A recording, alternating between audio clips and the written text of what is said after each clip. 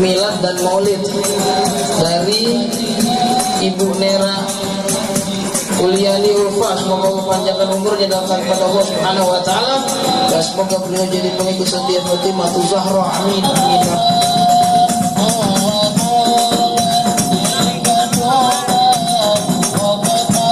Umar itu baru mendengar firman Allah Ta'ala, inna adaba rabbika lawaqid. Jadi beliau ketika jadi khalifah, pemimpin, gak pernah tidur sebelum keliling dulu melihat rakyatnya, melihat orang-orang yang dipimpinnya masih ada yang lapar atau tidak malam itu. Ada gak sekarang RT RW yang keliling begitu? Ada. Bismillahirrahmanirrahim. Alhamdulillah wassalatu wassalamu ala Rasulillah wa ala alihi wa sahbihi wa man walah. Amma ba'du. Qala Syekhul Mu'allif rahimahullahu ta'ala wa adama nafa bihi wa bi'ulumihi wa bikum fid daraini amin. Qala fada'a ahla baitihi wa man yathiku bihi min asdiqaihi alladhina ya'taqiduna bisidqahu, da'ahum ila ibadatillahi wahdah wal ra'fati bin nas wal ittihadi wa tarkil harbi ila akhirih.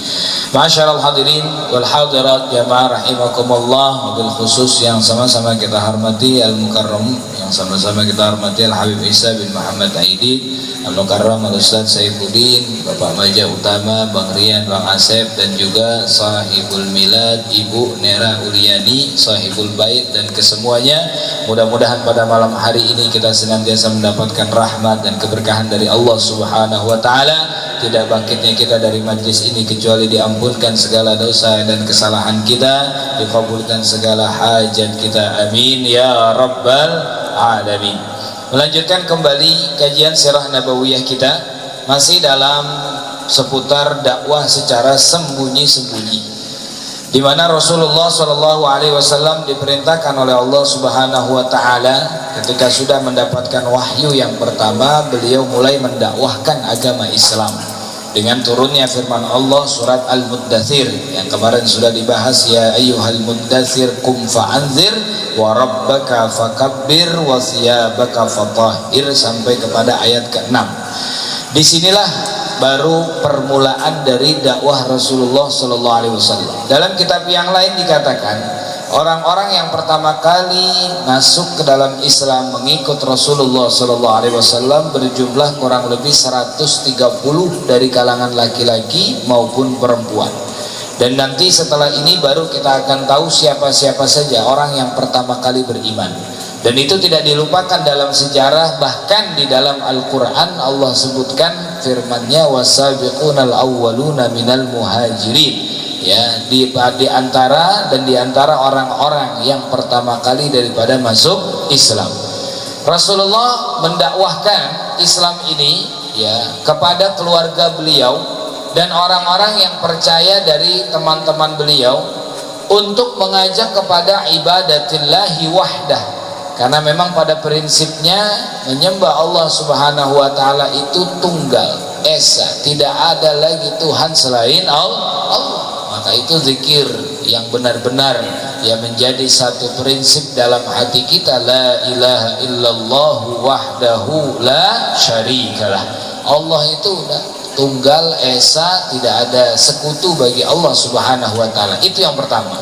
Karena saat itu kenapa orang-orang musyrikin banyak yang percaya Allah tapi juga menyembah berhala, menyembah daripada patung, yang mereka beranggapan bahwa harus membutuhkan Tuhan yang banyak untuk menyelesaikan masalah yang banyak, sehingga mereka banyak tuh menyembah daripada patung. Ada jenis-jenis dari Tuhan-Tuhan mereka, baik Lata, Uzza, Hubal, dan yang lainnya. Dan itu Rasulullah SAW singkirkan semuanya. Bahkan sebelum mulai dakwahnya Rasul, lahirnya Nabi Muhammad SAW saja 360 berhala yang ada di dalam Ka'bah runtuh, jatuh seketika. Dari mulai berhala yang kecil sampai pada berhala yang besar. Itu Rasulullah baru lahir. Tidak hanya berhala yang hancur, bahkan cahaya yang menerangi, ya, dari rumah Muhammad bin Yusuf As-Saqafi, tempat lahirnya Rasulullah, yang melahirkannya Siti Aminah, cahaya itu terpancar sampai kepada negeri Syam. Ya, dikatakan kenapa cahaya itu sampai ke Syam? Kenapa nggak ke Habasyah, ke Basra, ke Kufah, ke Yaman? Karena dikatakan bahwa Syam ini adalah ardul mahsyar wal mansyar, bumi yang nanti akan tempat berkumpul dan tempatnya tersebar.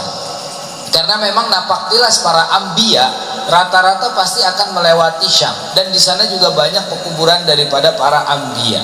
Bumi Syam ini adalah bumi yang diberkahi oleh Allah Subhanahu wa taala.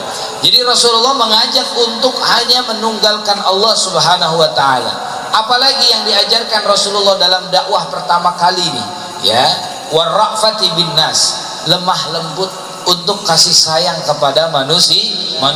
Gak ada lagi yang namanya orang tua membunuh anaknya, gak ada lagi yang namanya orang tua melahirkan bayi perempuan dikubur hidup-hidup, gak ada lagi yang namanya tarkil harb, meninggalkan peperangan, perang satu kelompok dengan kelompok yang lainnya, satu suku dengan suku yang lainnya. Bahkan perselisihan nanti di usia beliau 35 tahun saat ingin meletakkan Hajarul Aswad itu didamaikan langsung oleh Rasulullah Shallallahu Alaihi Wasallam.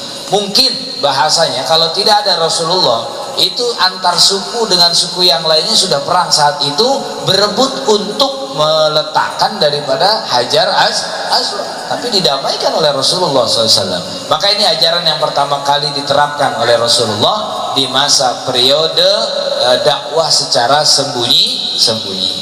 Kemudian siapa lagi nanti yang masuk Islam?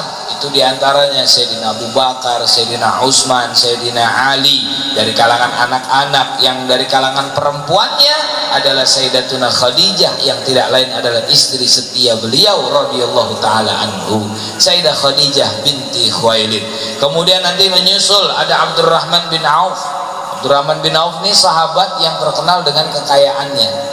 Meninggalnya beliau saja, Abdurrahman bin Auf, itu dikalkulasikan dengan harta kita atau dengan rupiah itu bisa sampai miliaran rupiah. Beliau meninggalkan warisan sampai miliaran. Sampai kalau udah Allah berkehendak Abdurrahman bin Auf ini menjadi orang kaya, berusaha sampai dia ingin menjadi orang miskin tetap kaya, garis keturunannya kaya. Itu Sayyidina Abdurrahman bin Auf. Pernah satu ketika Sayyidina Abdurrahman bin Auf ingin merubah hidupnya, nggak mau hidup dalam keadaan kaya, semua hartanya disumbangkan untuk Islam, untuk dakwah. Hanya beliau sisakan untuk keperluan beliau, dan duit itu dibeli kurma-kurma yang bekas, kurma-kurma yang busuk. Itu untuk keperluan beliau dan keluarganya. Ingin hidup yang jauh di antara rata-rata kekayaan beliau. Akhirnya pengen hidup miskin. Ketika sudah berjalan beberapa hari hidup dengan makan kurma-kurma yang biasa, yang derajatnya sangat di bawah, ya kurma busuk bahasanya, ada berita seorang raja yang sakit. Raja sakit, dan raja itu membutuhkan obat, dan ternyata obatnya adalah kurma-kurma yang busuk atau kurma-kurma yang biasa. Satu Madinah yang memiliki kurma busuk udah diborong sama Sayyidina Abdurrahman bin Auf. Akhirnya raja membeli kurma yang busuk milik Abdurrahman bin Auf dengan harga 10 kali lipat. Akhirnya Abdurrahman bin Auf jadi orang kaya lagi. Ini namanya udah garisnya kaya. Biar kata berusaha miskin tetap jadi kaya. Kalau kita udah garisnya miskin mau berusaha kaya tetap, nah, itu dia udah. Jadi kita harus beriman kepada takdir yang keenam, kepada rukun yang keenam, ya, antum bil qadari, bil qada wal qadar, khairihi wa syarrihi, yang baik dan buruk. Ada seorang sahabat Nabi datang kepada Rasul, ya Rasul, inni uridu an atazawwaj. Pas banget buat ente semua nih. Ya Rasul, saya pengen nikah ini. Ya, dia datang kepada Rasul pengen nikah nggak punya duit, calon kagak ada, dilihat sama Rasulullah. Apa jawab Nabi? Lau da'aka Jibril wa Mikail wa jami'ul malaikah ya ma tazawwajta illa qad kataballahu laka. Seandainya ente didoain sama malaikat Jibril, Mikail, seluruh malaikat doain ente, gak bakal ente bisa menikah kecuali yang sudah dituliskan oleh Allah Subhanahu wa ta'ala. Makanya disinilah nikmatnya kita umat Islam, beragama Islam, ada yang namanya takdir, gak terlepas dengan ketentuan Allah. Ini Abdurrahman bin Auf masuk Islam termasuk orang yang pertama. Kemudian siapa lagi? Sayyidina Sa'ad bin Abi Waqqas, Sayyidina Thalha bin Ubaidillah, di antaranya juga Ubaidah Amir ibnul Jarrah. 10 sahabat yang dijamin masuk surga oleh Rasulullah, rata-rata mereka orang yang pertama kali memeluk Islam, orang yang pertama kali menyambut hangat dakwahnya Nabi Muhammad sallallahu alaihi wasallam. Itu wajib hafal kita. Di antara dari 10 itu 4 sahabat yang menjadi khulafaur rasyidun. Rasulullah katakan dalam hadis, Abu Bakar fil jannah, Umar fil jannah, Utsman fil jannah, Ali fil jannah, Talha fil jannah, Abdurrahman bin Auf fil jannah, Zubair bin Awam fil jannah, Abu Ubaidah ibn Jarrah fil jannah, Sa'id bin Zaid fil jannah. Itu ada 10 semua sahabat yang sudah ada jaminan masuk surga. Tapi inilah yang namanya iman, saudara sekalian. Walaupun sudah dijamin masuk surga, tapi kekhawatiran yang luar biasa di dalam dirinya masuk ke dalam neraka. Coba kalau ente udah dijamin masuk surga, besok kagak sholat udah kagak sholat, ngapain udah dijamin masuk surga? Sahabat-sahabat yang udah dijamin masuk surga makin dekat sama Allah, makin takut sama Allah. Sayyidina Umar itu baru mendengar firman Allah Ta'ala, inna adzaba rabbika lawaqi. Jadi beliau ketika jadi khalifah, pemimpin, nggak pernah tidur sebelum keliling dulu melihat rakyatnya, melihat orang-orang yang dipimpinnya masih ada yang lapar atau tidak malam itu. Ada nggak sekarang RT RW yang keliling begitu? Agak ada. Presiden apalagi loh, bodoh amat, rakyat miskin memati melarat. Sayyidina Umar nggak bisa, itu keliling dulu. Sampai di satu rumah ada seorang perempuan baca surat At-Tur. Beliau naik kendaraan, naik tunggangan.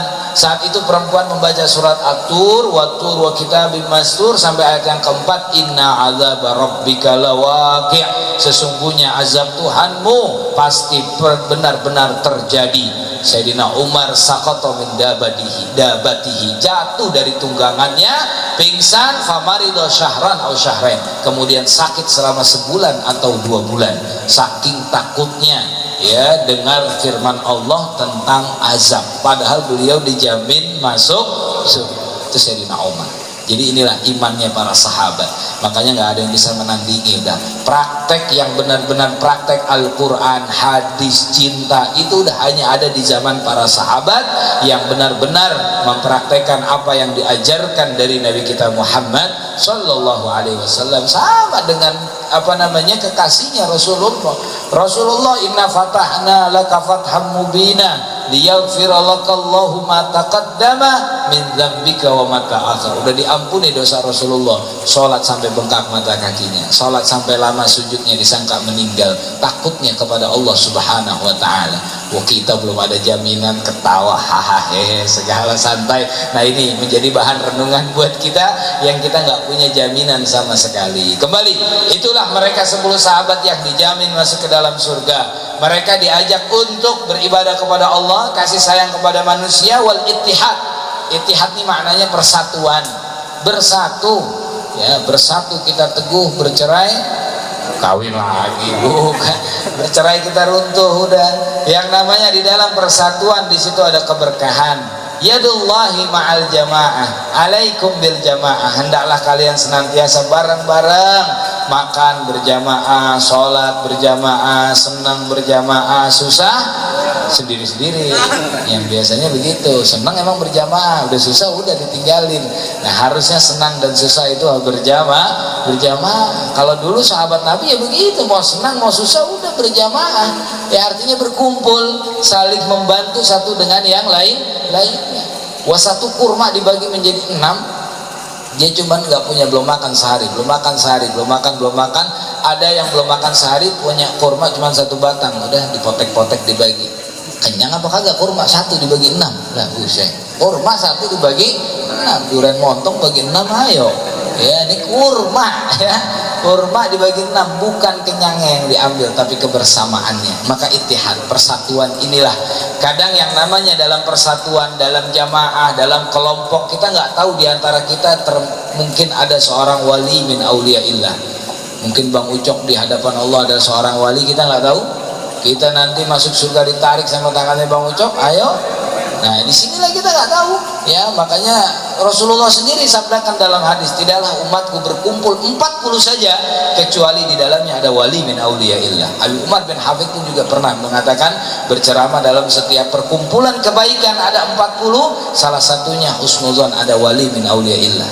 Cuma jangan kepedean, jangan gua nih walinya kayak gitu juga ya. Nggak ada wali merasa dirinya wali, nggak ada ya. Ini makanya kita berkumpul seperti ini, yang namanya ittihad, persatuan berjamaah luar biasa. Sholat berjamaah dengan sholat sendiri menandingi 27 derajat. Sholat sendiri kita kagak khusyuk, sholat sendiri kita nggak sempurna ruku dan sujudnya. Kalau berjamaah pahala borongan udah enak ya, mau jelek mau hancur Fatihahnya ya, mau kue cucur anget-anget udah ya diterima sama Allah Ta'ala. Itu nikmatnya kayak gitu, yang namanya berjamaah. Wah, makan juga enaknya berjamaah. Hatta makan biar kata launya enak, tapi kita sendiri-sendiri kurang nikmat. Coba kalau berjamaah biar kata pakai gurame bakar, enak aja udah. Gurame bakar, ntar pakai apa nih? Ada. Jadi Rasulullah udah beri apa sih keyakinan penanaman di situ tuh. Yang tadinya orang jahiliyah individualisme, mereka hidup sendiri-sendiri udah kayak orang komplek, ya kayak orang komplek sendiri-sendiri. Tetangga mati nggak tahu, ya kan? Nggak bukan seperti itu umat Islam. Tetangga saling bantu, tahu kabarnya, kapan dia sakit, kapan dia sehat, kapan dia pergi, kapan dia datang. Kalau lagi kesulitan dibantu, segala macam. Itu yang namanya persatuan. Rasulullah ajarkan itu semua, ya. Makanya ajaran Rasulullah nggak ada yang terluput sedikit pun, nggak ada yang terlewat sedikit pun. Asalkan kita tadi mau mengaji, kata Habib, ya, asalkan kita tahu. Jadi indah yang namanya syariat Islam, nggak sama sekali membebankan. Justru yang merasa beban dengan syariat itu indikasi adanya kemunafikan di dalam hatinya. Na'udzubillahi min. Kalau ente ngerasa aduh malas banget sholat, ya, sholat mulu pegel banget ya, sholat pegel katanya, bosan banget baca Fatihah mulu gitu. Wah, itu udah kemunafikan di dalam hatinya. Dan nanti di sini di dalam kitab Rahikul Maktum diceritakan, setelah Rasulullah ajarkan itu semua, Rasulullah ajarkan wudhu, Rasulullah ajarkan sholat. Yang tadi pesan dari guru besar kita ini, sesepuh kita Bapak Maja Utama, pegang itu yang namanya wudhu, jaga perbaiki itu yang namanya sholat. Dua ini aja kita udah lakukan dengan benar, nikmat bahagia hidup kita dunia akhirat dijamin. Karena ini udah menjadi senjata kita. Doa ya, wal wudhu dikatakan juga silahul mukmin, sebagai senjatanya orang beriman. Nabi Musa diilhamkan oleh Allah Ta'ala, ya Musa, ya lau asabatka musibah wa anta ala ghairi tahara fala talumanna illa nafsak. Kalau kamu dapat musibah dan dalam keadaan tidak suci, nggak punya wudhu, jangan salin siapa-siapa kecuali dirimu sendiri. Wudhu ini bisa menjadi penangkal buat kita semua. Saya pengen jaga wudhu, saat kentut mulu ya, tahan, makannya juga harus ditahan. Semua kan sumbernya dari makanan. Jaga wudhu makanya telur rebus dulu mau ubi, gimana kagak jempol begitu. Jaga wudhu dan biasain setiap kita habis buang air kecil wudhu. Selama kita masih bisa wudhu di situ. Tapi wudhu kamar mandi nggak apa-apa, wudhu di kamar mandi ya nggak apa-apa wudhu. Yang penting kita jaga wudhu. Nikmat orang kalau jaga wudhu itu dijaga oleh Allah Ta'ala. Corona jauh udah ya, yang namanya orang menjaga wudhu, sholat. Dan di sini ada hadis Nabi SAW diriwayatkan bahwa pertama kali ketika Rasulullah SAW ya mendapatkan wahyu dari malaikat Jibril fa'alimahul wudu, malaikat Jibril mengajarkan Rasulullah wudu. Jadi yang ngajarin wudunya Rasulullah ini siapa? Malaikat Jibril, karena gurunya adalah malaikat Jibril. Makanya Rasulullah disebut an-nabiyul ummi, nabi yang tidak perlu membaca dan tidak perlu menulis. Ngabisin waktu kalau belajar baca, belajar nulis dulu, langsung diilhamkan oleh Allah Ta'ala. Sebab gurunya juga bukan manusia ya, gurunya adalah malaikat. Kemudian Rasulullah diajarkan salat oleh malaikat Jibril. Setelah itu baru Rasulullah ajarkan wudhu kepada para sahabat. Dipraktekkan. Kata Rasulullah setelah selesai wudhu'i hadza ka wudhu'i anbiya'i qabli. Wudhuku ini adalah wudhunya para nabi-nabi sebelumku.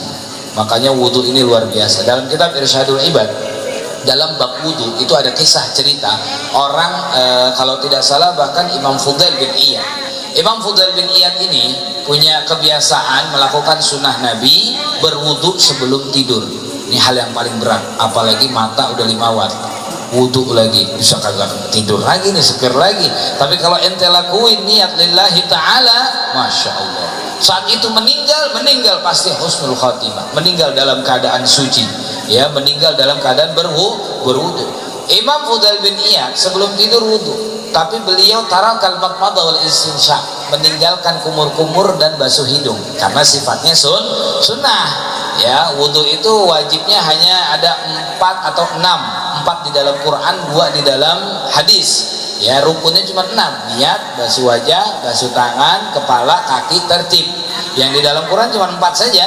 Ya ayyuhalladzina amanu idza qumtum ila sholati faghsilu wujuhakum, basuh wajah kalian, wa aydiyakum ilal marafiq, tangan kalian sampai siku, wamsahu bi ru'usikum, usap kepala kalian, wa arjulakum ilal ka'bain, dan kaki kalian sampai pada mata kaki. Itu saja. Jadi kumur-kumur sama basuh hidung hukumnya Imam Fudail bin Iyad meninggalkan itu, kumur-kumur dan basuh hidung. Jadi langsung muka saja. Kemudian beliau tidur. Dalam tidurnya beliau langsung dimimpikan Nabi kita Muhammad sallallahu alaihi wasallam. Rasulullah katakan, "Ya Fudail, atarakta sunnati, apakah kamu meninggalkan sunnahku?" Inilah orang yang dicintai oleh Rasulullah, sekali meninggalkan sunnah langsung ditegur oleh Rasulullah. Kita jutaan sunnah kita tinggalkan kagak ditegur-tegur. Ya emang kita jauh dengan Rasulullah. Rasulullah kaget Fudail bin Iyad, langsung bangun di malam hari, memperbaiki wudunya, memperbarui lagi dengan sempurna, sholat 2 rakaat, nangis sampai subuh, lalu bernazar untuk dirinya selama hidup sampai meninggal dunia, aku tidak akan meninggalkan semua sunnah-sunnah yang ada di dalam berwudu. Itu Imam Fudail bin Iyad rahimahullah ta'ala. Jadi berwudu ini luar biasa, dan masih banyak lagi cerita yang serupa lah. Orang yang meninggalkan sunnah wudu itu langsung ditegur oleh Rasulullah di dalam mimpi. Makanya kita wudu jangan buat sholat aja, wudu yang lebih afdal itu untuk dalam keseharian. Belajar dalam keadaan berwudu akan mendapatkan ilmu yang lebih manfaat ketimbang dia tidak dalam keadaan berwudu. Mengajar ketika dia dalam keadaan berwudu pun juga hasilnya berbeda seperti orang yang mengajar atau dengan orang yang mengajar yang tidak memiliki wudu. Apapun aktivitas yang dilakukan dalam keadaan suci, maka itu menjadi keberkahan untuk dirinya, menjadi kebaikan buat dia. Mau makan pun sunnahnya wudu. Makan dan sebelum makan, setelah makan itu sunnahnya wudu. Tapi kata ulama kalau tidak memungkinkan cukup ghuslul kafain, cuci tangan. Sebelum Ikatan Dokter Indonesia, sebelum ada corona, cuci tangan, sanitizer, pakai apa lagi tuh? Cuci tangan pakai sabun. Rasulullah udah ngajarin semuanya, itu udah lengkap udah. Asalkan kita yang mau aja belajar atau tidak wudu. Kemudian sholat. Nah, ini sholat diajarkan oleh Rasulullah, gerakannya semua dengan secara sempurna. Dan sholat apa nih Ustaz? Kan belum Isra Mi'raj, pertanyaan. Nah, disinilah banyak khilaf di kalangan ulama. Yang diajarkan Rasulullah di awal mula dakwah sholat apa? Ya sholat biasa, ada ruku dan ada sujudnya. Waktunya kapan? Ada pendapat mengatakan sholatnya Rasulullah dan para sahabat itu hanya 2 waktu, yaitu ketika menjelang matahari terbit dan menjelang matahari terbenam. Dan mereka kalau mau sholat akan masuk ke dalam bukit-bukit, lembah-lembah agar tidak diketahui oleh orang-orang kafir, karena kalau ketahuan bisa langsung dibunuh ancamannya. Nah, inilah ya cerita singkat daripada kisah dakwah secara sembunyi-sembunyi yang kurang lebih ini semua memakan waktu 3 tahun.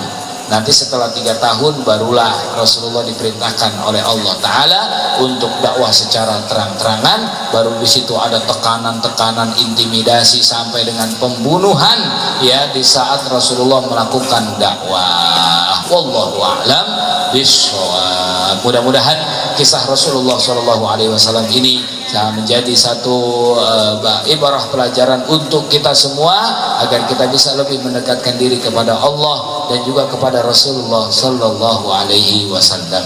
Kita bacakan surat Al-Fatihah untuk yang milad Ibu Nera Uliani Ulfa, mudah-mudahan Allah panjangkan umurnya dalam keadaan sehat walafiat.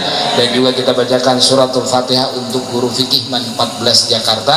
Alhamdulillah Al-Fakir juga mengenal beliau. Ada yang mengatakan guru SKI, yaitu almarhum Bapak Muhammad Salam yang wafat pada pagi hari tadi. Semoga Allah terima amal ibadahnya. Habib Ali bin Abdullah Al-Habsyi, saudara dari guru Habib Isa Aidid, mudah-mudahan Allah terima iman Islamnya, Allah maafkan segala kesalahannya, Allah angkat derajatnya, Allah jadikan kuburnya raudhah min riyadil jinan, ala hadhihi niyya wa ala kulli niyatin salihah wa ila hadratin nabi. Al-Fatihah. A'udzu billahi minasyaitonir rajim.